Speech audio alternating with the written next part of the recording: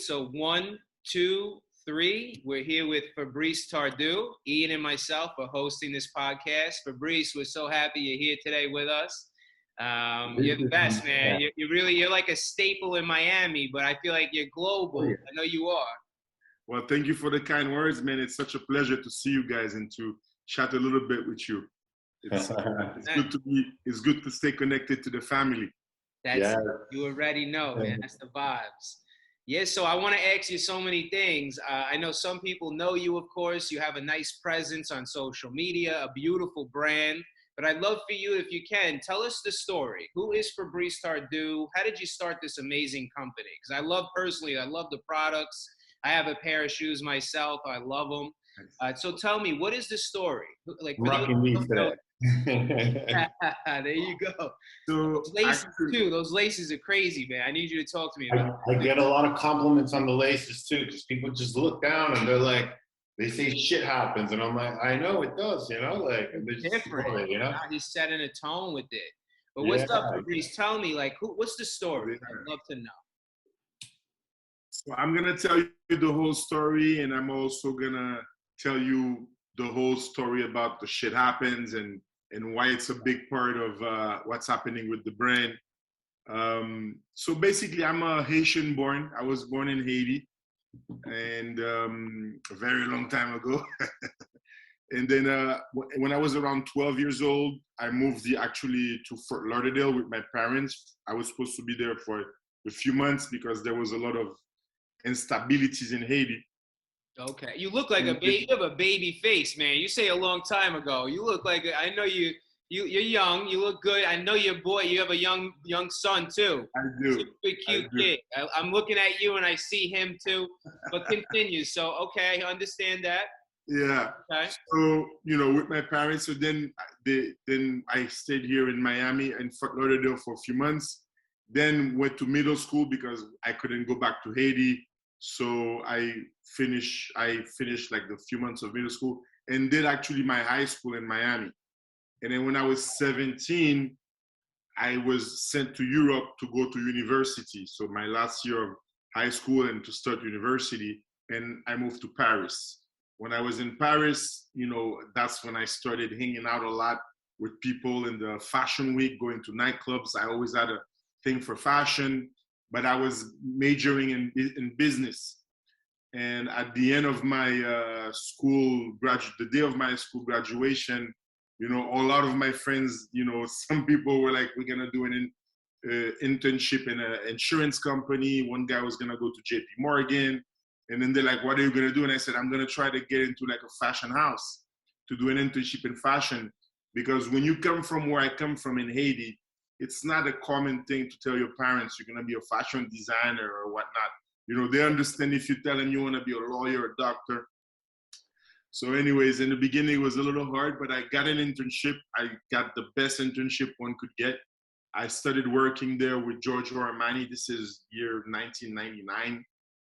Wow. I had a 6-month internship, and basically on the 3rd month, the people called me and they're like, we wanna hire you. Do you want a job? I said, yeah, I would love to, but I don't have, I'm on a student visa. I have 6 months only. And they sponsored me, and that's how I got into fashion on the sales side of fashion. Wow. But I never studied fashion, nor do I know how to draw. So this is where this becomes interesting. So my job was selling in the showroom. So I was responsible of the Emporio Armani lines. So all the stores in France and St. Bart's that carries Giorgio Armani or Emporio Armani line, they had to buy the collection from me. So I was in touch with the product. You were the rep for the brand. I was the rep for the brand in France and in the French Caribbeans. Amazing. So what happened is very interesting. Every time we would go to Milano for the presentation of the collection, I would always have a headbutt with the commercial director. And I remember because I would always, complain, do this, do that. And I'll never forget one time I went and I was, the designers made the presentation and I started telling them, why don't you change this? Why don't you change that? Why don't you do this? Why don't you do that? And the guy, the creative director, his name was Emilio Chiappa at the time. He goes, Fabrice, your job is to sell. Their job is to be the creative. So why don't you do your job and they'll do their job? And I said, well, the problem is that doing my job, I'm not going to be able to give you the numbers you're going to ask me if I don't have what I need, because I know what the people want to wear. You'll never forget this moment, right? I never forgot that moment, because that's when something crazy happened in my life. And then he told me, and I was young and crazy, you know, the youngest guy I was, the youngest rep. Yeah. Actually, I may add, I was the only black rep Wow. in the whole of the European. This is crazy though, because you mentioned, you're saying Giorgio Armani sponsored you on a visa. You're a student. Yeah, that doesn't really happen. Crazy story, brother. Yeah, crazy very amazing story. Okay, and then so I hear the next steps, and then so that day, what really changed everything is that day, at that time, I'm probably working for the company 3 years, 4 years, and then I tell him, listen, you know what?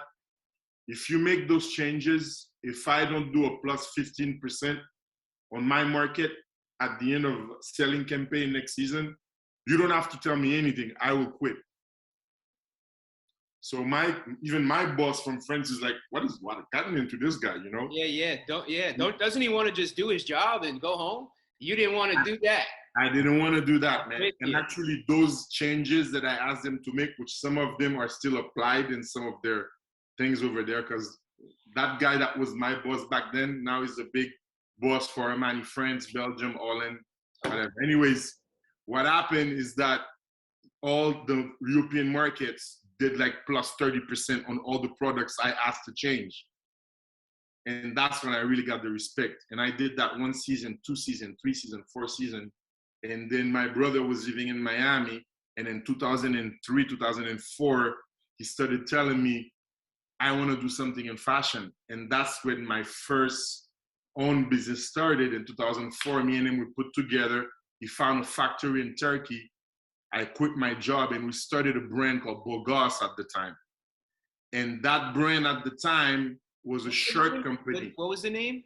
Bogos, B-O-G-O-S-S-E. We are the ones who brought in square button, rectangular buttons, 2, 3 buttons here. A lot of people started copying it, leather cufflinks, but we were the number one. Neiman, Nordstrom, Saks. We had a store in Central Pay. We had our store in Cannes, Dusseldorf. We made a big business. Amazing. So my history in fashion has been going on for some time. Like I told you, I'm not that young. I just turned 44 last week. You look like you're 30. Actually, I was partying with Ian, so he knows. We were celebrated, yeah. This is awesome. I never knew anything about this. Of course, I guess, you know, this is pretty crazy. You have an amazing story. Yeah, so that was my first big run, extremely successful. And then 2014, you know, I saw a shift coming in the fashion industry. I saw that those shirts were becoming copied too much. They became kind of vulgar. I saw that there was, after 2008, people started wanting to be dressed more like t-shirt and blazers. And then I saw a big thing in sneakers. And, you know, I was like, you know, this is the future. I got to find a way to put myself in that, you know, in that channel. And then to make a long story short, man, that's how I started. You know, I sold my shares of the Bogos at the time. I didn't see a future for it. I separated from my partner of 10 years. And then I took a flight for 3 months to Italy, not knowing how to make shoes in Italy. I hear you. And where you make your shoes. You make them in Italy?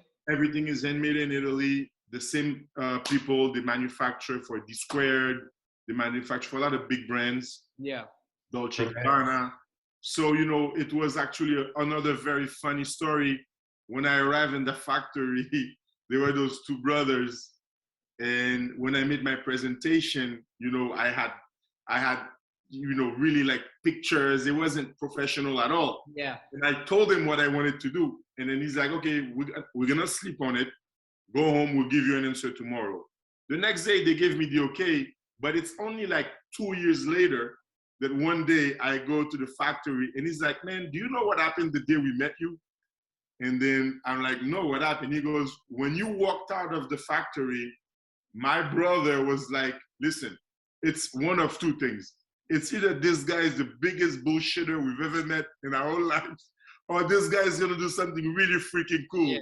Which one is it gonna be? It's like, yeah, Louboutin on the block or whatever. Because I know everyone's right there, right? Like Buscemi, even Buscemi sneakers, like they're all right there being made, right? Yes. For men's too. Yeah. Yeah.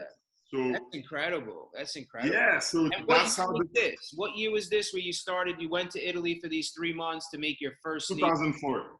2004. Excuse me, 2014. 2014. 14. Okay. So in 2 years, so you're almost on a decade. And now today, Fabrice Tardieu, what's the current status of Fabrice Tardieu today? You have a store in Italy. You're focused on sneakers as well. Right.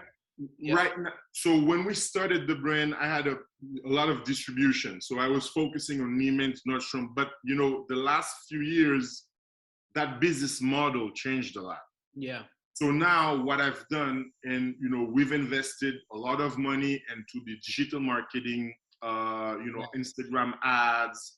We've invested a lot into a very robust website, the quality of our imagery. If you look, you know, we invested a lot because we want to push direct to consumer business because, you know, after, you know, even before COVID, I started smelling this direction in the business. But now I can tell you that is the future, because there is something very funny that happened in the fashion business, and I'm going to discuss this. So there used to be a time back in 2004 when I had my previous brands, we made all the money with department stores. And then second tier, we did specialty stores. So now last 4 to 6 years, many people and many brands almost lost their businesses because of department stores. Why?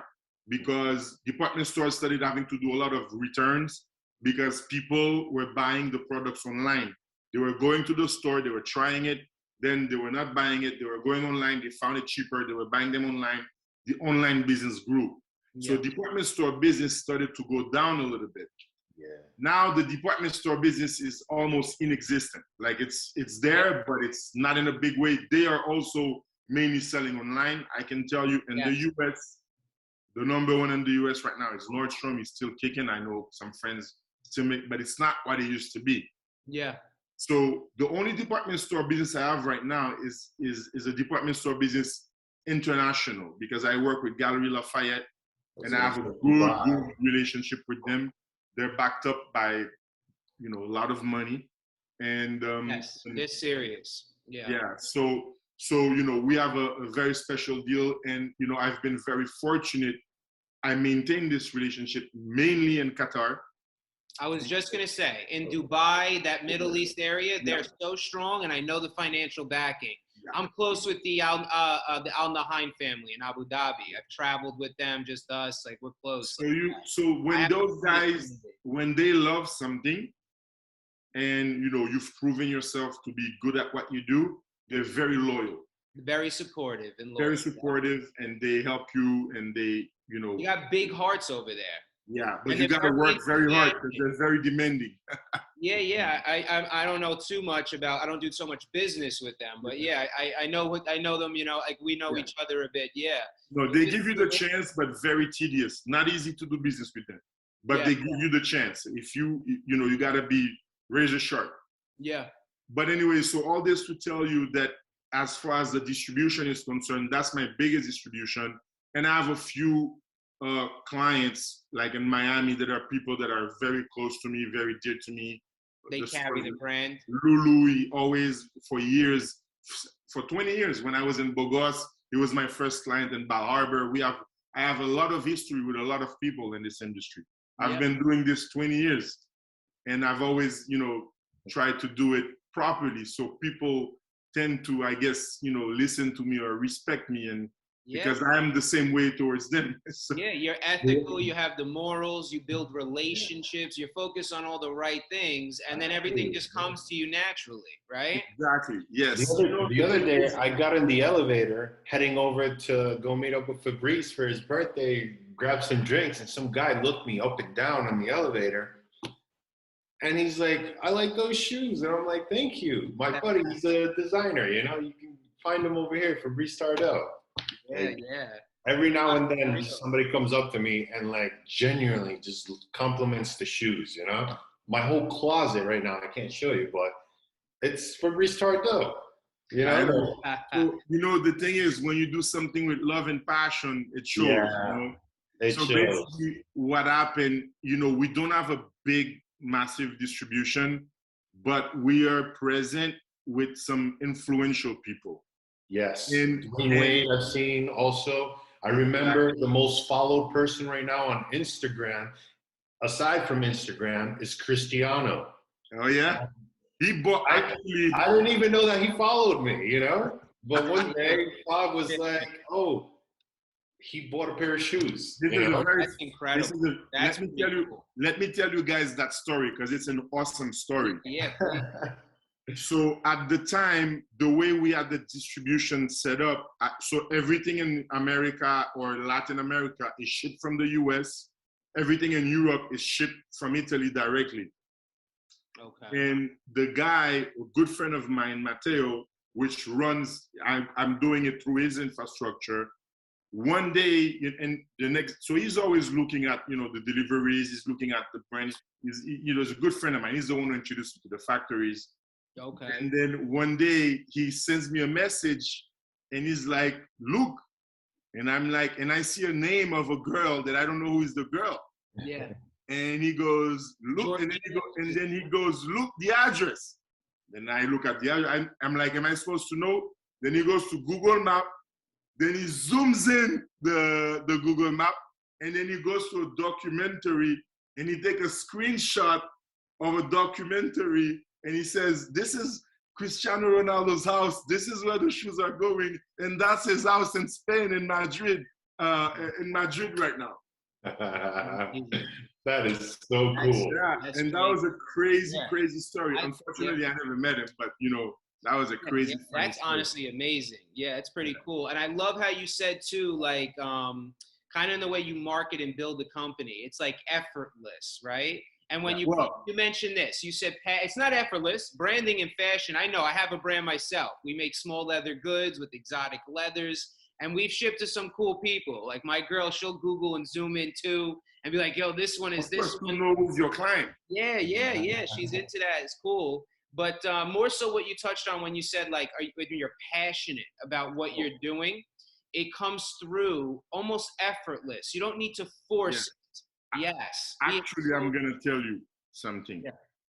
If I wasn't completely, absolutely in love and passionate about this, I would have not stayed in the business because actually it's a very challenging business. And it's a business that always demands and requires a lot of your time and sometimes sometimes you feel that you're not getting in return what you put forth because, you know, you go through hardships, you have problems with your customers, people don't pay you sometimes. So all these things are things that you learn throughout the way. So, but at the end, when you put all your love in it, the people that wear it, like my brother Ian tells you, when he wears it, it goes beyond. He feels the love of the passion of the product by wearing it. No, 100%. That's how everybody feels about it. 1,000%. It's value. It's authenticity. It's a heart in the shoe. There's a heart beating on that shoe. Listen, I'm going to tell you something, and I will always say this to whoever wants to hear. But the only reason why I've gotten so much, let's say, love, we can say, by certain celebrities or famous stylists is because the appreciation of the product. And if I didn't put all that love into the small details then these people would not, you know, take the time to give you the props they give you, tag you, because these things, you know, big companies today, they pay so much money for that small middle guys like us have a hard time because I cannot go compete with Louis Vuitton. I cannot compete with Amiri that was bought right now by the Diesel Group. I cannot compete with all these people. Yeah. Because they're spending millions of dollars in marketing. Yep. They have all the celebrities on pay. Yeah. No, 100%. So that's the route you take. And I think it's the route that you could go the furthest with, which obviously you know, right? And you don't want to compete with those people. Yeah. You're like in a different, all your stuff is very different. That's the whole thing. Yeah. Even if you could, why would you want to, right? And I like your outlook is, you know, you go at it organic and then that's the reception you're going to get. you're going to get celebrities that are going to want to wear it without giving them $2 million to wear it, right? Or whatever it may be. When that photo gets Cristiano coming out of his Bugatti when he walks into a Starbucks, right? You'll get that image and you could utilize it, you know? Yeah. And yeah, I love that, man. I really do. It speaks volumes about you. It really does. And I've seen it from afar. You know, I love fashion. I'm involved with it too. It's one of my companies, you know. And then even on the advertising side, I'm very involved with that too. I could see the way you move, and it's unique and it's special. You got that sauce in a sense, you know? You do. I'm not gassing you up. I'm telling you the truth, you know? Thank you, it's amazing, man, to see where you're going to go with it. And, you know, Ian and I, we're here to support you forever, you know, out of love too. Because we really appreciate that. Thank you, brother. Actually, we go back since like 2014 almost. That's right, way back. Actually, there is something that is very good happening to us right now. And it's funny because I told Ian I'm going to give you some good news very soon. I was waiting for this. I was on going to say, wait till Monday. On my way from Boca Raton today, I got this phone call. And so it's official. And I'm going to be on a reality show. All right. It's official. I just got the call like 1 hour ago. What's the show? Can you say it? I just wanted to share that. There's a few things that need to be ironed out. Okay. But they called me today, and actually the process, I didn't know so much. This has been 2 months in the making. Wow. I feel it was like That's a amazing. show, Is it reality. Is it Netflix, Amazon? Can you say anything or not? I'm just curious even. Of course, I'm sure in time. This guy, Fabrice, is like, look at this guy. like, yo, it's big. I'm going to make an official announcement. I just wanted to share it with you guys. Oh, yeah. I'm so excited about it. That's amazing. It's the real deal. That's amazing. It's the real deal. So I'm extremely excited. I think that I'm really, really excited. It's going to be shot in Miami. Actually, that's why from June 20 to August 25, I cannot travel. I'm going to have to be here. I'm going to be shooting all summer. That's amazing. Yeah, and and guys, I didn't know so much work was into that, you know. I'm just like a fashion guy doing my thing. And then you know what? Sometimes things, when you're not even looking, they come knocking in your door. And that's what happens. You put out there, that's what you attract. So that's why people are knocking. Hey, Fabrice, we want to do this. We want to do that.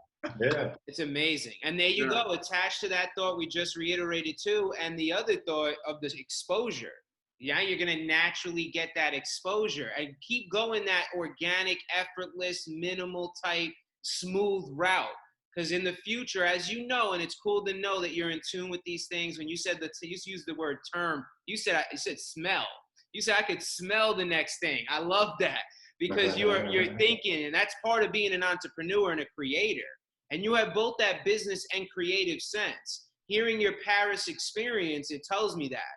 Because when you went to just be the sales guy, you wanted to be creatively involved too.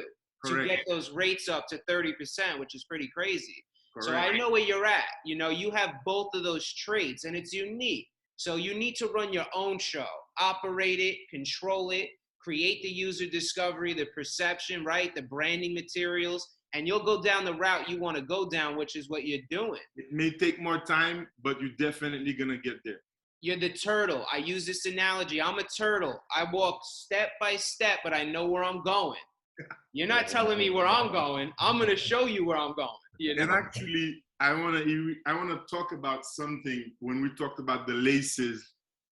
So one of the things, and it all comes back to this, at the end of the day, it doesn't matter how we look at it.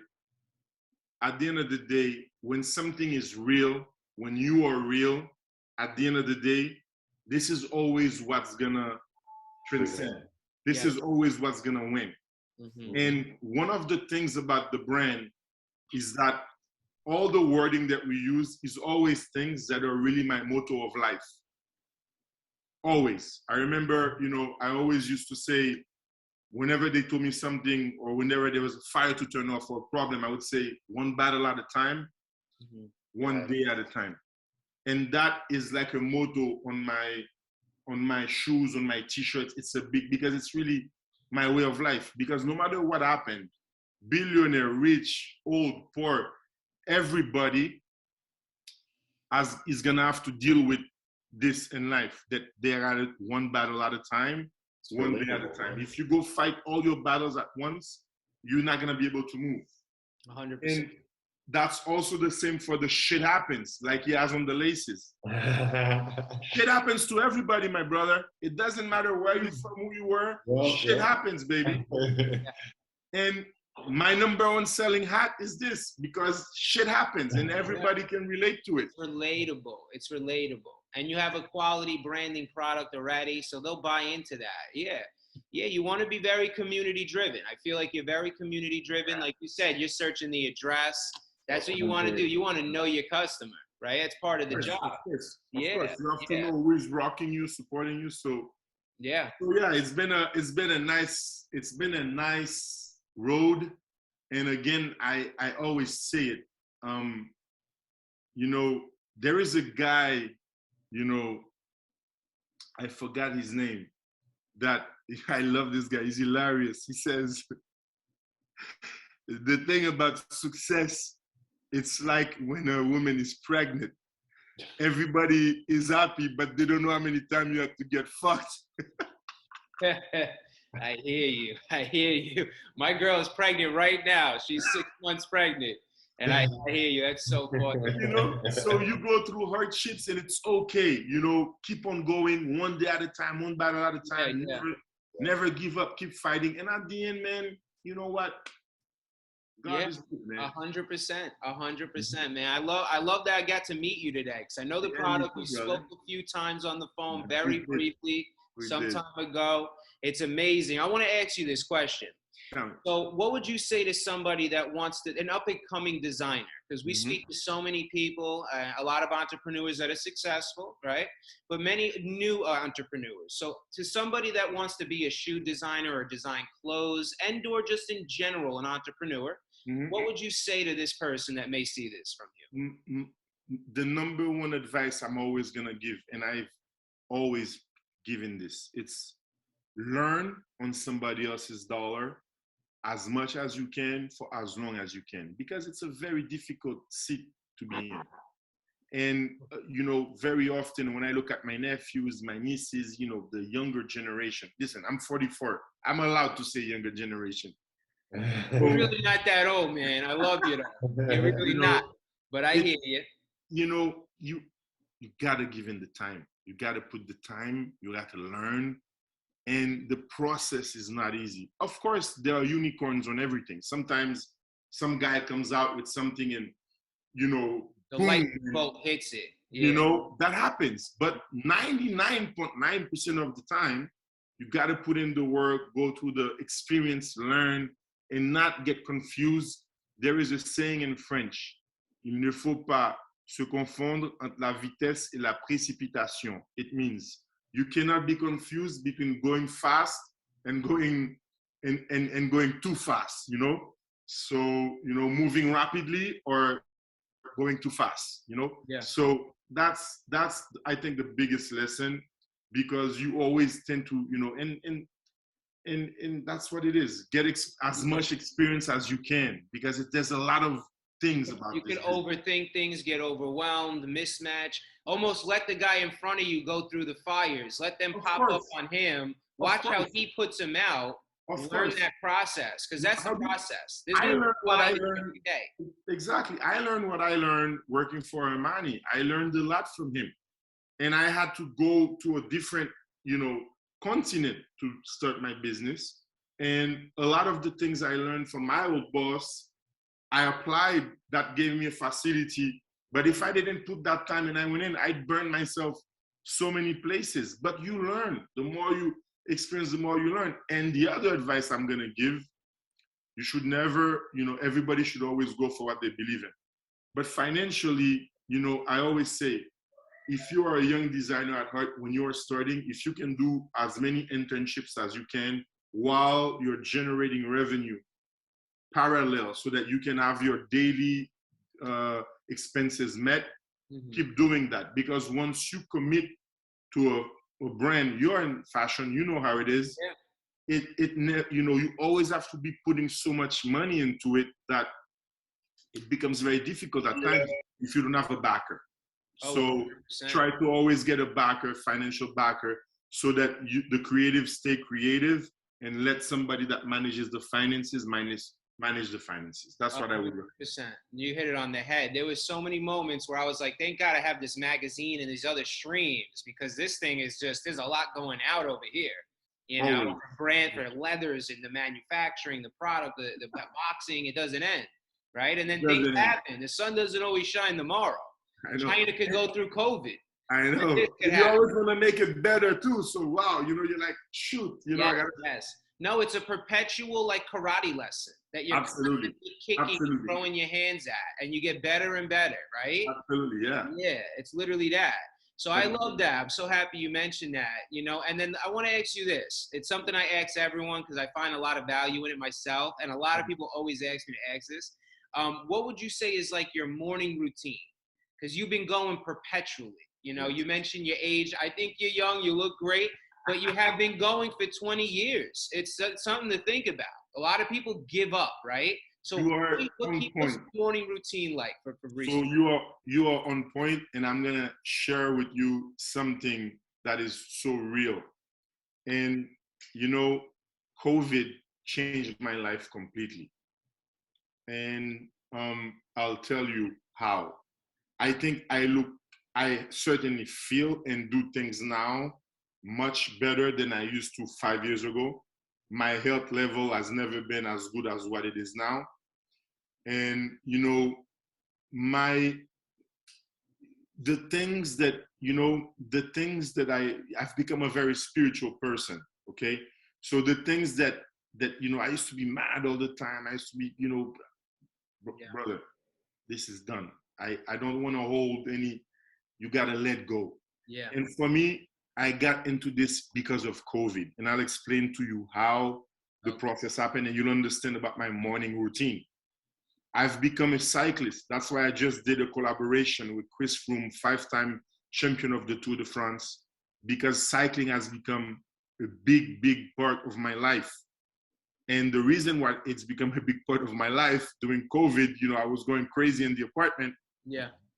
And then I bought a first bike, and so many people started working out like that.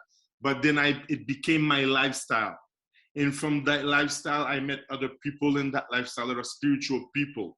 And that took me to other directions again. So, which gave me what is called a principle of life. I've already been through things in my life. When I studied Fabrice, I remember I did a big spiritual trip that started making me meditate. But now, cycling in the morning, every morning, I wake up every day at 5. It doesn't matter if I drink a bottle of tequila like this one Ian made me drink for my birthday. The B-Day, man. It's the B-Day, but you're up at 5 tomorrow. Yeah. We need you. It doesn't matter if I drink a bottle. The next day, 5 a.m., I'm going to be up, and I go and I put in my 30 miles, like at least 5 times a week. Yeah. That's amazing. I started similar too, but I run, So and that became my lifestyle. It's very good to start. Yeah, Mark Margulies with Horace Straps. Mark, he bikes every day. Really? Every single day. You two should connect. I love him. And he's an entrepreneur, owns his own company. Yeah, no, I Very know. similar in things that you're speaking about. And I told him to start meditating. I meditate every single morning. Yeah, it's I'm awesome. up at 5 o'clock, literally too. And if it's not 5, it's 5:05, 5:15, like a clock. I don't even have alarms. That's what I was going to tell you. Yeah. It becomes such a habit. And I'm going to tell you, my best deals, my best performance at anything, well, not anything, but a lot of things professionally, is between 5 and 10 a.m. Yes. When I'm on my bike, there's a moment when I'm in a zone. When I'm in that zone, my brain is when all my ideas come, is when I'm pedaling. It's very crazy. And then when I come home, when I arrive, the first thing I do, I take my phone and I write all the thoughts I just had, all the ideas I just had while cycling. I'm so happy you just said that. Wow. I'm so happy you said that, because that's it serious. But continue, because I know this moment, it's a euphoric moment. You're super stoic on a thought, but yet very busy. You're almost filtering and organizing how you think. And never do tomorrow what you can do today. Never put tomorrow a thought that you have if you can do it today. This is always, every day I go, like if I have 100 things to do, I will do them until the day ends. I don't want to push it for the next day. That's always been the way I've done it. Never do tomorrow what you can do today. If you have to change the time, push it, but always do it today, because you never know what tomorrow is made of. It's crazy. I swear to God, my staff, I ask them, I tell them, what's my middle name? And they know it. It's Get It Done. Michael, Get It Done. And then Mataloni, you know my last name, Mataloni. Literally, I walk around saying, is it done yet? I want it done today. Get that done today. I have to operate my company. I run a tight ship. I like everything done right away. I don't want to go into tomorrow. I love everything you're saying, man. This is exactly how a guy like Elon Musk thinks. That's how those guys are. It's crazy you said Elon, because when you said 5 to 10 getting what you want done, I thought of Jeff Bezos. Not Elon, but Jeff. Jeff said this. In the morning, he gets the most done, and the best, most effective decisions are made in this period as well. And then Mark Zuckerberg as well, now that we're just mentioning all these guys, Mark, he says in the beginning of the day, he handles his most important tasks. I didn't know because he's mentally refueled at the highest level. Towards the ending of the day, he's speaking with the lowest ladder parts of the business model or components, you know, and they're very loose. It's like very, you know, minimal brain thoughts, you know. Yeah. But in the beginning of the day, the same T-shirt, so there's not more mental capital lost there in a sense. I know we love fashion, so I'm gonna go through them, you know. But still, he's utilizing that brain power for these billion-dollar decisions, you know? So it's great that you have that going on too. But it's so funny you say that, because I'm going to tell you that I think I also told Ian this. Right now, if you look at me on a daily basis, I'm creating all these things. I'm making all these apparel. I'm doing all these things. But I am basically dressed also the same way every day now. Because I wake up, it's like, you know, I go, you know, because before I put a lot more emphasis on what I look like on the outside. Yes. And you're today, getting in tune with what's going on inside. Today, the inside for me is what's important for me in my life, because that's what's going to change and leave the legacy the day I'm no longer there, because we will all die. Yeah. So the guy that I'm inside is the guy that I always am looking after now. That's it. So I put less. That doesn't mean that if I'm going out, I'm a single guy. If I, Yeah, I got, get nice, get fly, feel good. Yeah. But on my daily routine, my most important thing is make sure that the mind and the soul is balanced, so that, you know, I'm doing everything in a correct way, because I don't want to live a day of my life with any regrets anymore. 100%. That's what happens. I started meditating every day. It's been years now. When I was in high school, I was best dressed in high school. I'm a sneaker collector. I got like 300 pairs of Nike SBs and Jordans. It's crazy. It's like retarded. And I love the clothing, all this stuff. As I got older, I made the brand, loved the brand. I made other businesses, loved this stuff too. But as I got older and more mature and started to meditate a lot and getting in tune with what's important to me, looking inside me, and I meditate a lot. I like it. You know, every one of these things you're saying, they started to shift. Instead of me putting on my bait jackets or my Louis hoodies or whatever I have, all this fly shit, right? I have a uniform, essentially. I have a drawer. It's a black T-shirt with an M on it. I have 2,000 of them. Ian, you probably seen me wear it 100 times. My other drawer is these V-neck T-shirts when I want some white, because I don't want to wear black every day. I tend to wear black all day long. For these things, like you'd get out and go out to a dinner, I put on like a nice bomber I have. I don't even open the closet otherwise. But I literally have like a uniform now. It's crazy. Yeah. And I went from best dressed wearing the loudest shit 24/7 to just all black 24/7 because I'm thinking now internally, you know. And I'm gonna tell you something. I wear a lot of black. If you thought you changed, not only you're gonna change even more now because you told me your girl's pregnant. Yeah. Brother, you don't have kids yet, right? No. Oh man. Now you're really gonna understand what it is, bro. Your priorities are gonna you're gonna now understand about existence for real, man. A whole other dimension of what the word love is, brother. It's a whole other dimension, man. I hear you. I'm nervous and I'm scared. I'm excited. Normal. You're a loving father, you know, that's normal, but it's so easy. You're gonna be great. Yeah, I know them all, you know, so they're gonna do great too, you know. It's a blessing. Yeah, I can't wait to get a bicycle too. I want to start biking. You got to get on it, man. There's a lot of guys in New York doing it. I have a couple of friends if you ever want to, but they're in is it Queens? No, they're in Brooklyn. Yeah. Okay. I know there's a lot of groups. Yeah, there's a lot of people by me. I'm in a nice area. There's like these nice streets. People. Yeah, there's a lot of guys there. Yeah, man. They go and they ride. They go to the city. They do big rides too. Big rides. I'm more than happy to connect you. Okay. Yeah. One of them is in fashion, actually. Do you know the Brooklyn Circus? I don't think so. Yeah, he has a collab with he's up in Long Island. With Stone Island or Macy's, or he's got a bunch of things going on. Yeah, that's crazy. Yeah, I showed him before you got on. I'm in head of the harbor area. I'm about an hour outside of the city, but I'm always in the city. Always. Nice. Yeah. So if you ever want to hook up with those guys and ride, that'd be good. It's a good sport. Oh, I would love to. And when I come down, I want a bike. I see the like the thing Mark does. He posts a picture of the map. Yeah, he probably goes to. Is he in Miami? Yes, he goes to like Brickell sometimes, I think. Yeah, he probably goes to where I go every day, Key Biscayne. I think that's exactly it. And he shows the whole thing. It says Key Biscayne. Yep, the whole map. You should connect with him. It's awesome. Very cool. I will. I'll connect with him. I didn't know he was riding. I think he's changed a few times.